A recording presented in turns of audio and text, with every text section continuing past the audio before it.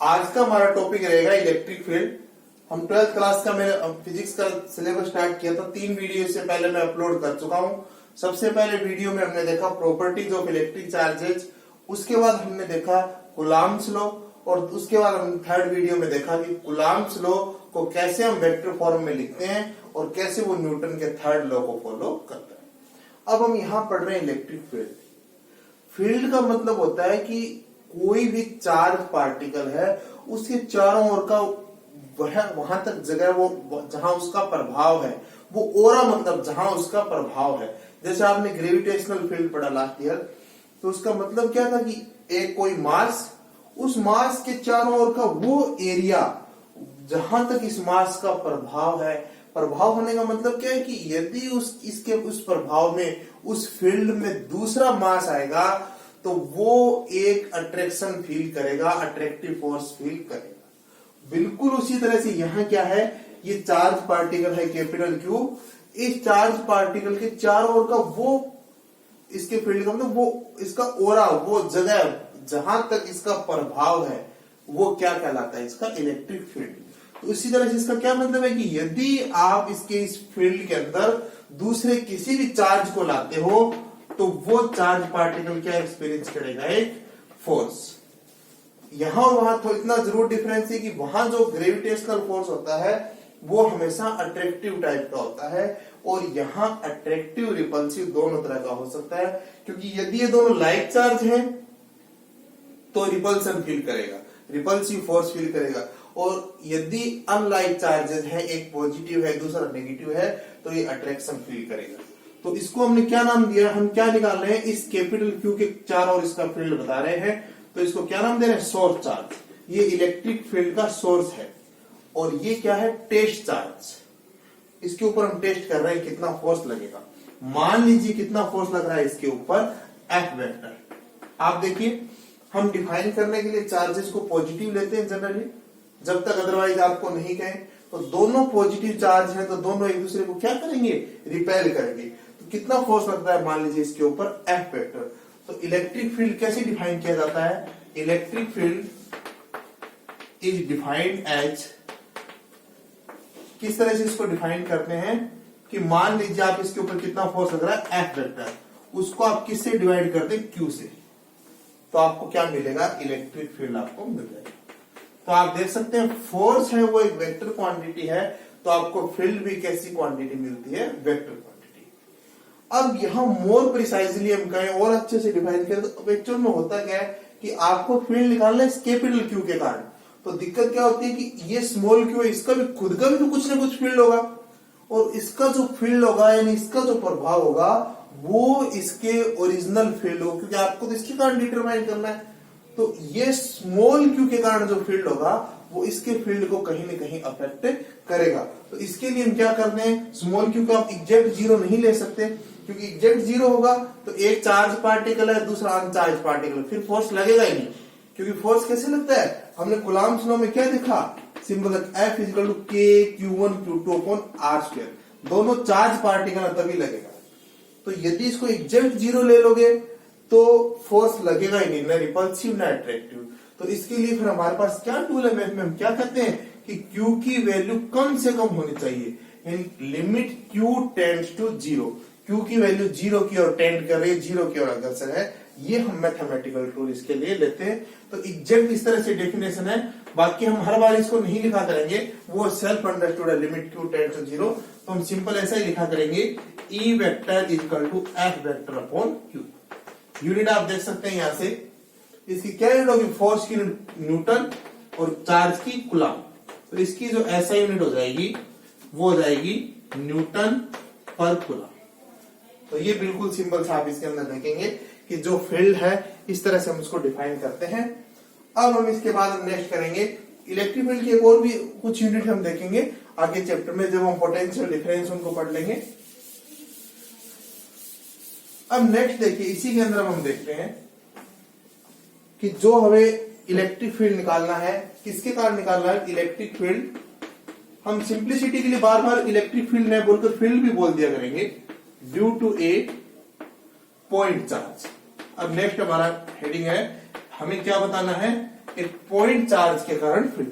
Point charge का मतलब ये होता है कि चार्ज है उसका साइज बहुत ही कम है, आप उसको एक पॉइंट के ऊपर आप उसको रख सकते हो। हम इसमें और पढ़ेंगे चार्ज का डिस्ट्रीब्यूशन।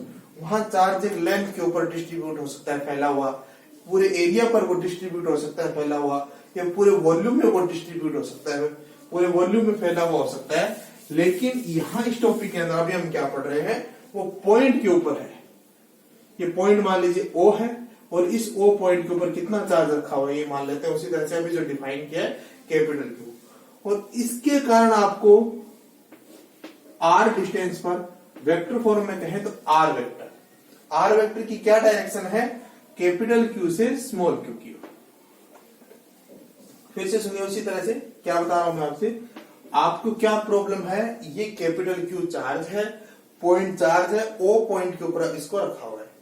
इससे आपको R डिस्टेंस के ऊपर, यदि स्केलर फॉर्म में सिंपल R डिस्टेंस के ऊपर कोई पॉइंट P है, उस P के ऊपर आपको फील्ड को डिफाइन करना है, उसको डिटरमाइन करना है कितना होगा। तो उसी तरह से P के ऊपर टेस्ट चार्ज को हम लाते हैं, वेक्टर फॉर्म में इसको R वेक्टर लिखा है। R वेक्टर की जो डायरेक्शन है कैपिटल Q से स्मॉल q की ओर है। तो चार्ज एक फोर्स एक्सर्टिंग पार्टिकल है, फोर्स ये लगा रहा है, और जो फोर्स एक्सपीरियंस पार्टिकल है उसकी तरफ इसकी डायरेक्शन है। क्योंकि हम यहां ये कह रहे हैं इसके कारण हमें फील्ड निकालना है, तो ये हमें बताना है। तो अब देखिए देखो क्या है, बाय डेफिनेशन क्या होगा, जो E वेक्टर होगा वो होगा F वेक्टर अपॉन Q। अभी जो हमने डिफाइन किया था वो बार बार नहीं लिखेंगे, लिमिट Q टेंड्स टू 0, वो एक समझाने के लिए, वो सेल्फ अंडरस्टूड। अब क्या करेंगे, बाय कूलम्ब्स लॉ क्या होगा, देखिए जो F वेक्टर होगा वो क्या होगा, K Q1 Q2, यहां क्या है capital Q into small q upon R square R के। ये आएगी क्वेश्चन नंबर 2। फिर हम क्या कर देंगे उसी तरह से बाय इक्वेशंस 1 एंड 2 क्या करेंगे, देखिए आप क्या आ जाएगा, field E vector is equal to K Q upon R square R के। देखिए फिर एक बार याद कीजिए इस यूनिट वेक्टर की, क्योंकि हमारा स्केलर फॉर्म में लो कैसे बनता है, केवल इतना बनता है K Q upon R square. तो यूनिट वेक्टर जो है उसकी यही यूटिलिटी है, ये इसीलिए हम यूज करते हैं कि हमें क्या हो जाता है, वन यूनिट वेक्टर का मैग्नीट्यूड 1 होता है, 1 से मल्टीप्लाई करने पर कोई फर्क नहीं पड़ता, और डायरेक्शन का हमें पता चल जाता है। यूनिट वेक्टर कैसे होता है, केवल नॉलेज के लिए आपको फिर याद दिला रहा हूं, वेक्टर को उसके मैग्नीट्यूड से डिवाइड कर दो तो आपको यूनिट वेक्टर मिलता है। वेक्टर का मतलब उसके अंदर मैग्नीट्यूड भी है, उसके अंदर डायरेक्शन भी है।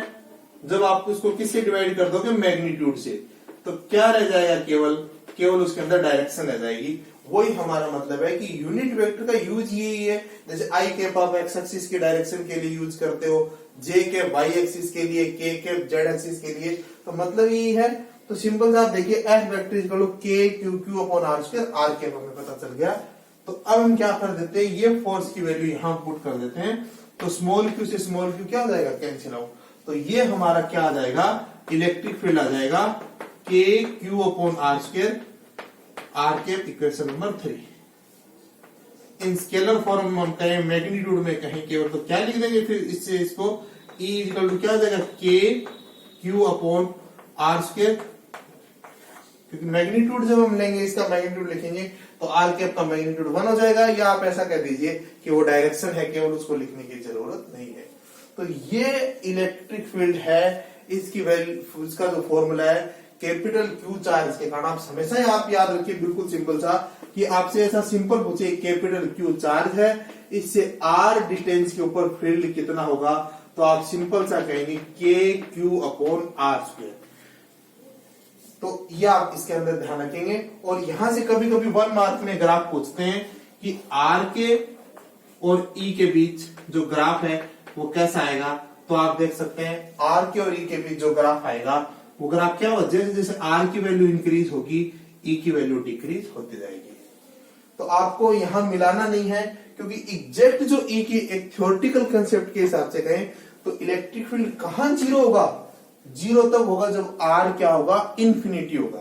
तो एक तरह से हम कहें यदि थ्योरेटिकल, तो कोई भी चार्ज पार्टिकल है उसके कारण उसका जो फील्ड होता है, जो उसका प्रभाव होता है, वो इंफिनिटी तक होता है। लेकिन हाँ, जैसे जैसे डिस्टेंस बढ़ती है उसका जो इफेक्ट है बहुत ही कम होता चला जाता है। लेकिन थ्योरेटिकली जब जीरो एग्जैक्ट होता है तो कहाँ होगा, जब आर को आप इंफिनिटी रखेंगे तो आप इस कर्व को यहाँ मिलाएंगे नहीं, ये एक तरह से कहां जाकर मिलेगा, क्योंकि मिलाने का मतलब है कि आपने वहां जहां मिलाएंगे, यहाँ यदि मान लीजिए यहाँ मिला देते हैं तो इस एक्सिस के ऊपर क्या होता है, आप जानते हैं हमेशा एक्स एक्सिस के ऊपर वाई जीरो होता है और वाई एक्सिस के ऊपर एक्स। तो यहां जहां आपने मिला दिया उस एक्सिस के ऊपर आपने किसको जीरो मान लिया, ई को जीरो। और ई जीरो नहीं हो सकता है, ई जीरो तभी हो सकता है जब आर क्या हो, इंफिनिटी हो। तो मिलाना नहीं है आपको दोनों तरफ से, और यहाँ भी आर को जीरो करने करना है। जीरो करने का मतलब आपने डिस्टेंस को जीरो करने का मतलब दोनों चार्ज पार्टिकल को टच करा दिया, तो यहाँ वो भी नहीं करना आपको, फिर एक तरह से ई इंफिनिटी हो जाएगा।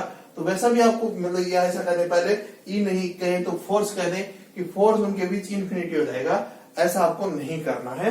तो आप ये ध्यान रखेंगे इसके अंदर।